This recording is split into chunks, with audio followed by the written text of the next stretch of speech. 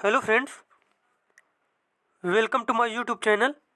आज हम लोग उत्तर प्रदेश पुलिस कांस्टेबल का हिंदी का प्रैक्टिस सेट 1 कंप्लीट करेंगे। और आप लोग देखिए इसमें से कितने क्वेश्चन आ रहे हैं, आपको आपकी तैयारी कैसी चल रही है। और अगर वीडियो अच्छा लगे तो चैनल को सब्सक्राइब करें, वीडियो को लाइक करें, कमेंट करें। चलिए देखते हैं यहाँ पे जो पहला पैसेज दिया गया है।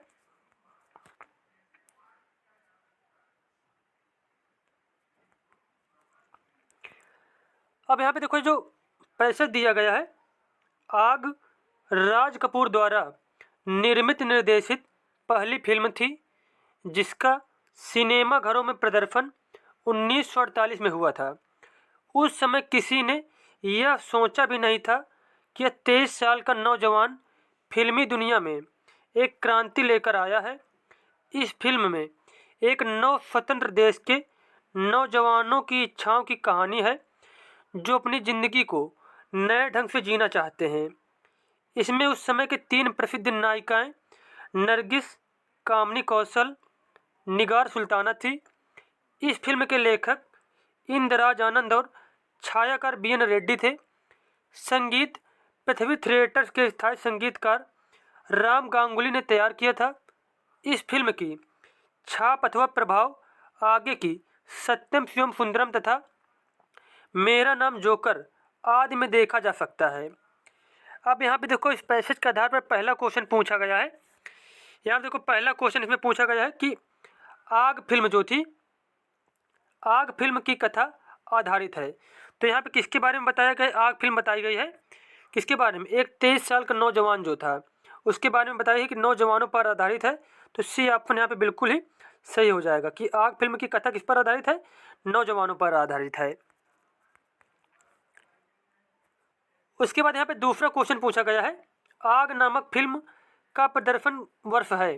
तो 1948 में प्रदर्शित की गई थी। तो यहाँ पे बी ऑप्शन बिल्कुल सही हो जाएगा। देखो ये यहाँ पे लिखा है, ऐसे ही आपको उसमें से क्वेश्चन दिया होगा और आंसर ढूंढ ढूंढ के लिखना होता है। देखो 1948 में प्रदर्शित की गई थी सिनेमा घरों में। उसके बाद यहाँ पे तीसरा क्वेश्चन पूछा गया है, इनमें से कौन आग फिल्म की नायिका नहीं है? निगार सुल्ताना, नरगिस, मधुबाला और कामनी कौशल। तो मधुबाला जो है इस फिल्म की नायिका नहीं है, जबकि निगार सुल्ताना, नरगिस और कामनी कौशल ये तीनों ही इस फिल्म की नायिका है। ये देखो इसमें यहाँ पे बताया गया है, ये जो फिल्म है यहाँ पे देखो बताया गया है कि इसकी प्रसिद्ध 3 नायिकाएं कौन कौन सी हैं। देखो नरगिस हो गई, कामनी कौशल और निगार सुल्ताना, जबकि मधुबाला इसकी नायिका नहीं थी। उसके बाद चौथा क्वेश्चन पूछा गया है, इस फिल्म का प्रभाव राज कपूर की किस फिल्म में मिलता है? तो इसका आंसर हो जाएगा सत्यम शिवम सुंदरम में। किसमें? सत्यम शिवम सुंदरम में। और पांचवा क्वेश्चन पूछा गया है, आग के प्रदर्शन के समय राज कपूर की उम्र थी, तो उनकी उम्र थी 23 वर्ष। कितने वर्ष थी? 23 वर्ष थी। ये देखो यहाँ पे बताया गया है कि 23 वर्ष का एक जो नौजवान था, ये देखो 23 साल का नौजवान, तो यहाँ पे कितनी उम्र थी उतने समय? 23 साल उम्र थी। तो ये सारे जितने भी पैसे थे इसके आंसर आप लोगों को बता दिए गए। अब देखो यहाँ पे जो हिंदी के बारे में क्वेश्चन पूछे गए हैं, और देखते हैं अगला क्वेश्चन जो पूछा गया यहाँ पे। अब यहाँ पे 6 नंबर क्वेश्चन पूछा गया है, मगही किस उपभाषा की बोली है? तो मगही किस उपभाषक बोली? इसका आंसर हो जाएगा बिहारी की। किसकी? बिहारी की। नेक्स्ट क्वेश्चन पूछा गया है, रावण सिर सरोज बनचारी चली रघुवीर सिली मुखधारी। सिली मुख में अलंकार है, तो यहाँ जो सिली मुख में अलंकार है वह श्लेष अलंकार। कौन सा है? से श्लेष अलंकार। उसके बाद 8 नंबर क्वेश्चन गया है, विस्मय विस्मय स्थायी भाव किस रस में होता है? तो विस्मय जो स्थायी भाव है वह होता है अद्भुत रस में। किसमें होता है? अद्भुत रस में होता है। अब यहाँ पे 9 नंबर क्वेश्चन पूछा गया है, गुरु गोविंद दो खड़े काके लागो पाए बलिहारी गुरु आपनो गोविंद दियो बताए। यह कथन किसका है? तो यह कथन दिया गया था कबीरदास के द्वारा। किसके द्वारा? कबीरदास के द्वारा। उसके बाद यहाँ पे 10 नंबर क्वेश्चन पूछा गया है, चौपाई छंद में कितनी मात्रा होती हैं? चौपाई छंद में मात्राओं की संख्या होती है 16। कितनी होती है? 16 मात्राएं होती हैं। अगला क्वेश्चन यहाँ पर पूछा गया है, यदि ए, ऐ, ओ तथा औ के बाद कोई भिन्न स्वर आता है तो इनके स्थान पर क्रमशः अय, आय, अव, आव हो जाता है। यह संधि कौन सी है? तो यहाँ पे संधि, कौन सी संधि की बात हो रही है? यहाँ पे बात हो रही अयादि संधि की। कौन सी संधि की? अयादि संधि की। अब यहाँ पे क्वेश्चन पूछा गया है, इस प्रश्न में वाक्य के पहले और अंतिम भाग को क्रमशः 1 और 6 की संख्या दी गई है। बीच में आने वाले अंश को 4 भागों में बांटकर या, रा, ला, वा संख्या दी गई है। यह चारों उचित क्रम में नहीं है। इन चारों को उचित क्रम में लगाइए ताकि एक शुद्ध वाक्य का निर्माण हो। तो यहाँ देखो, ये दिया गया है कि मजदूरों की बस्तियों में वहाँ के बेकार रहने वाले व्यक्तियों के, उसके बाद व्यक्तियों के अपेक्षाकृत अनजान होने से और कल्याणकारी कार्यकलापों के न होने से तथा मनोरंजन, शिक्षा आदि की सुविधाओं बिगड़ने की संभावना रहती है। अब यहाँ पे चारों ऑप्शन जो दिए गए इनको मतलब क्रम से लगाना, जैसे कि मजदूरों की बस्तियों में, उसके बाद व्यक्तियों के अपेक्षाकृत अनजान होने से, वहाँ के बेकार रहने वाले व्यक्तियों से और कल्याणकारी कार्यकलापों के न होने से तथा मनोरंजन, शिक्षा आदि की सुविधाओं बिगड़ने की संभावना रहती है। अब यहाँ पे जो देखो, इसको जो सेटिंग से लगाएंगे तो इसको मतलब सीरीज वाइज लगाना, तो सबसे पहला ऑप्शन आ जाएगा यहाँ पे कि मजदूरों की बस्तियों में वहाँ के बेकार रहने वाले व्यक्तियों के तथा मनोरंजन, शिक्षा आदि की सुविधाओं और कल्याणकारी कार्यकलापों के न होने से व्यक्तियों के अपेक्षाकृत अनजान होने से बिगड़ने की संभावना रहती है। तो यहाँ पे 12 में जो है ए नंबर ऑप्शन बिल्कुल ही करेक्ट हो जाएगा। उसके बाद 13 नंबर क्वेश्चन पूछा गया है, खेत का सही तत्सम शब्द चुनिए। तो खेत का सही तत्सम हो जाएगा क्षेत्र। क्या हो जाएगा? क्षेत्र हो जाएगा। उसके बाद 14 नंबर क्वेश्चन पूछा गया है, जहाँ उपमेय में उपमान की समानता की संभावना व्यक्त की जाती है वहाँ अलंकार होता है। वहाँ पे होता है उत्प्रेक्षा अलंकार होता है। कौन सा होता है? उत्प्रेक्षा अलंकार होता है। नेक्स्ट क्वेश्चन यहाँ पर पूछा गया है, देख सुदामा की दीन दशा, करुणा करके करुणानिधि रोए में कौन सा रस है? तो यहाँ पे सभी को मालूम चल गया होगा, करुण रस है। कौन सा रस है यहाँ पे? करुण रस है। अगला क्वेश्चन पूछा गया है, आजन्म शब्द में समास है। तो आजन्म शब्द में कौन सा समास है? इसमें है अव्ययी भाव समास। कौन सा है? अव्ययी भाव समास है। 17 नंबर क्वेश्चन पूछा गया है, तल्लीन शब्द में सही उपसर्ग का विच्छेद है।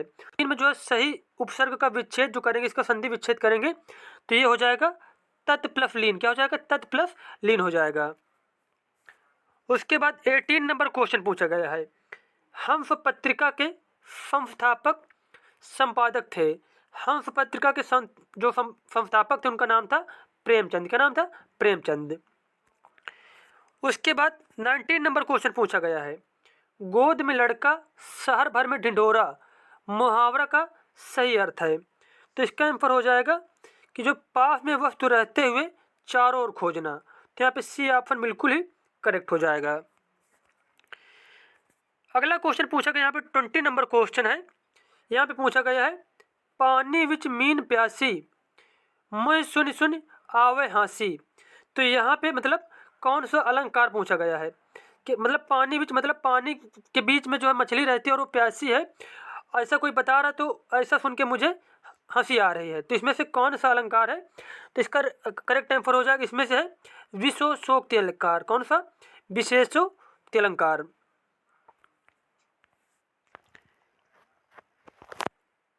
नेक्स्ट क्वेश्चन यहाँ पर पूछा गया है, वाक्य के अशुद्ध भाग त्रुटिपूर्ण भाग का चयन कीजिए। यदि कोई त्रुटि न हो तो भाग डी को चिन्हित कीजिए।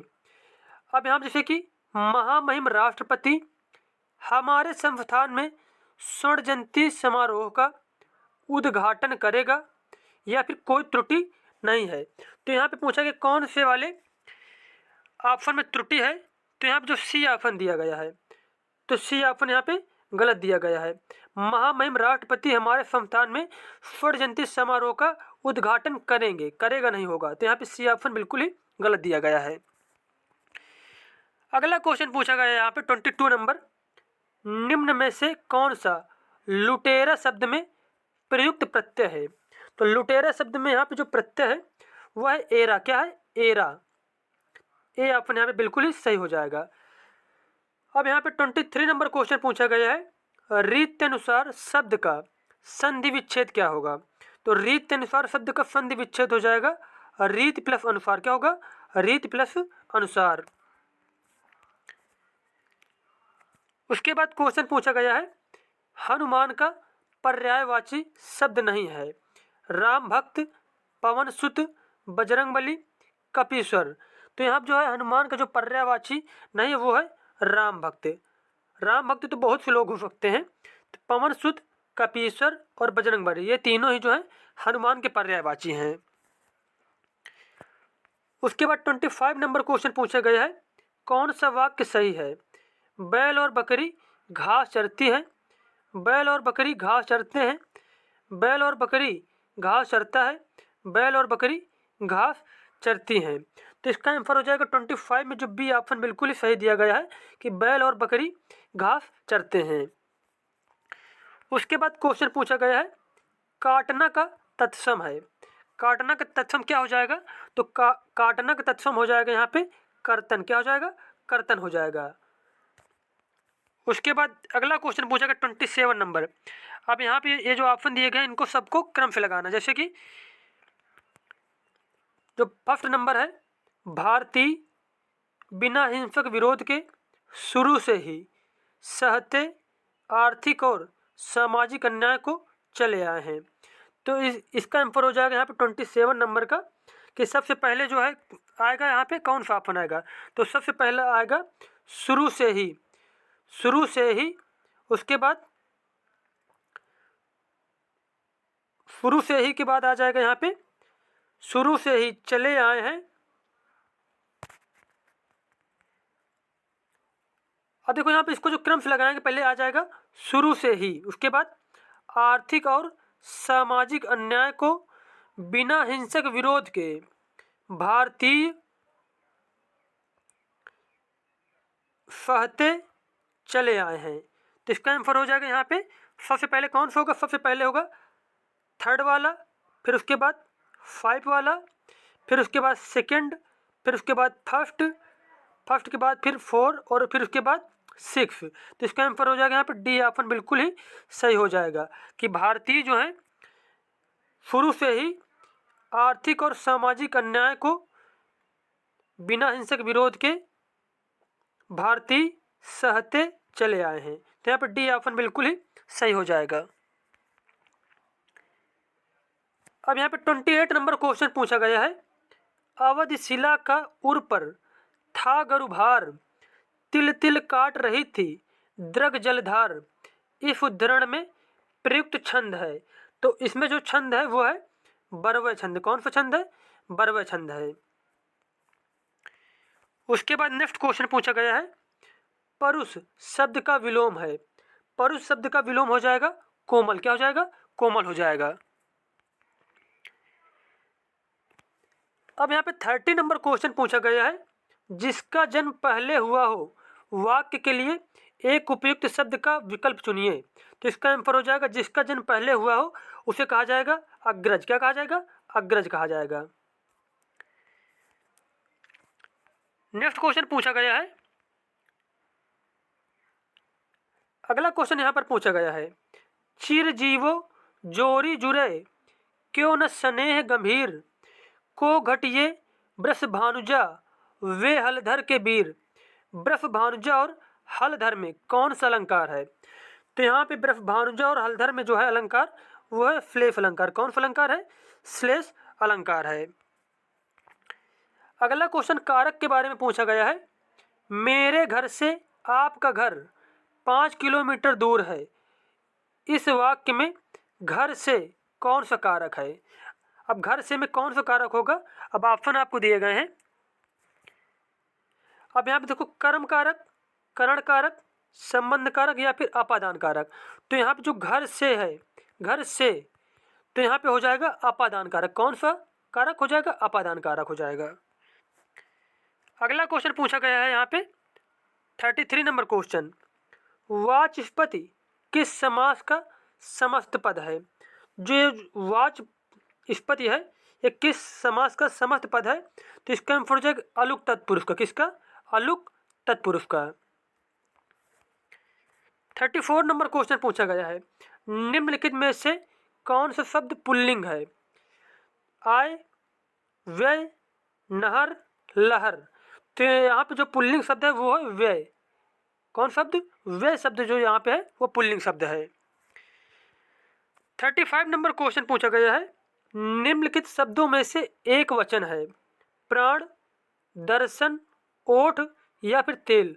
तो यहाँ जो एक वचन शब्द है वो है तेल, और बाकी सारे जो शब्द दिए गए हैं वो बहुवचन के अंतर्गत आते हैं। अगला क्वेश्चन पूछा गया है, विद्याभ्यास, विद्याभ्यास का संधि विच्छेद क्या होगा? तो विद्याभ्यास का संधि विच्छेद हो जाएगा विद्या प्लस अभ्यास। क्या हो जाएगा? विद्या प्लस अभ्यास। अगला क्वेश्चन पूछा गया है, जय पराजय में कौन सा समास है? तो जय पराजय में समास हो जाएगा द्वंद्व समास। कौन समास? द्वंद्व समास। और कहीं पर भी डैश वाला चिन्ह मिले तो वहाँ पे हमेशा ही द्वंद्व समास होगा। और अगला क्वेश्चन पूछा गया है 38 नंबर क्वेश्चन, शुद्ध वर्तनी वाला शब्द कौन सा है? यहाँ पे शुद्ध वर्तनी वाला शब्द कौन सा है? तो वो है अन्वेषण। कौन सा? अन्वेषण।